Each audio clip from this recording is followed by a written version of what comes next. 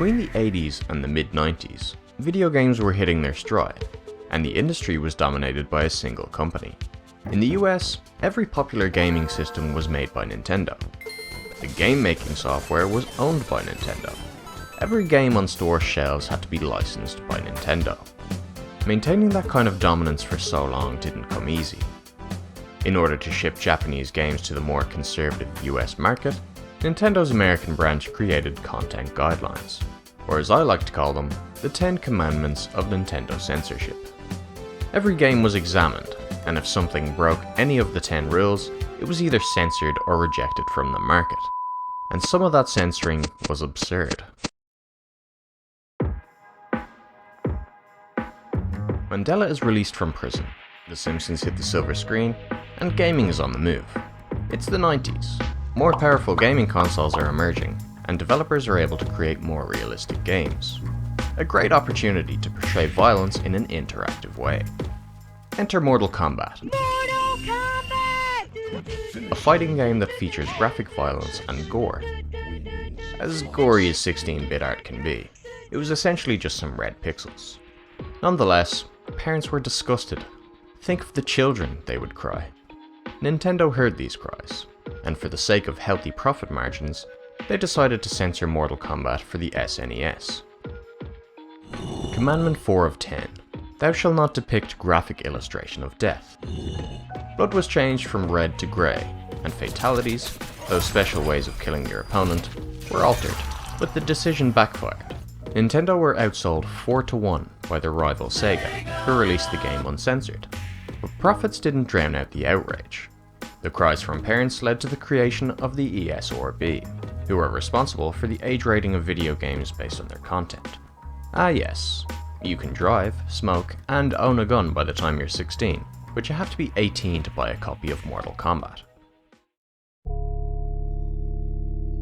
Your father is missing, and you're busy collecting magic stones. That's the premise of Final Fantasy Legend 2. An RPG game that has absolutely nothing to do with the Final Fantasy you're probably thinking of. Nintendo just reused the title to sell copies of a Japanese import, originally called Saga. You visit a world by the name of Edo and encounter a group of banana smugglers. Absolute heathens. The lowest of the low. The criminal underworld gets high on its own supply to stay limber and cramp-free. Except, bananas aren't an illicit commodity. Not even in Edo. So what's going on here? Well, upon inspection, you are in fact playing this game on a Game Boy, Nintendo's first handheld console. And Commandment 9 of 10 states, thou shalt not incorporate or encourage the use of illegal drugs, smoking, or alcohol. Here's a screenshot of the US version. Bananas are going around secretly. And here's the Japanese version, which translates to prohibited opium is going around secretly. Ah, so the bananas were supposed to be opioids. Censorship guidelines would never allow that to fly in the US. So instead of selling Class A narcotics, the dealers were forced to peddle bananas in the back alleys of Edo. Great job, Nintendo. You single-handedly prevented a possible opioid crisis. Wait. Please stop. Super Hornio Brothers and its sequel are two adult parodies of Super Mario. Released in 1993, around the same time as the official film Super Mario Bros., it's hard to say which is more disturbing. Lasting 2.5 hours, the parodies follow programmer Squeegee Hornio and his brother Ornio Hornio as they're teleported into their own PC game. A virus informs the brothers that a knockoff Bowser has kidnapped the princess and intends on dragging her to Earth with a tub full of... Let's just say the plot isn't typically the main selling point in this genre of film. Commandment 1 of 10. Thou shalt not include sexually suggestive or explicit content. It's a parody produced by a third party. So how do the commandments apply? Well, out of desperation to keep their iconic mascot's image family-friendly, Penis. Nintendo bought the rights to the two films as a means to halt their distribution. Who wanted the large sausage? Lead actor Ron Jeremy said this kind of move is unheard of. And however much he made from it, I doubt it was enough to pay his bail of $6.6 million. Nintendo's investment paid off, as not only did they keep Mario's image clean, they managed to sever ties to an alleged serial abuser. The Hornio Bros were hidden away and thankfully forgotten, but those who forget the past are doomed to repeat it. Few things sound more comforting than having a few drinks with friends and burning rubber on Rainbow Road. Although those drinks better not contain alcohol, as that's a big no-no at Nintendo. A long-time tradition in motorsports, the podium placers often share each other in champagne. So you'd expect similar celebrations in a motorsport game like Mario Kart. In the original SNES game, if Peach wins, she drinks champagne until her face turns red, which in Asia symbolizes inebriation. See, there's this thing called Asian flush, where some people of East Asian heritage can't really process alcohol. Their face and neck goes red, and their heart rate quickens. Even Markiplier is mentioned going sober after his 2 alcohol-related heart attacks. Yeah, you're having a heart attack, and then I just go, like, just out, and it was because of the drinking. How much had you drank then? 3 beers. But Americans don't care about Asian flush.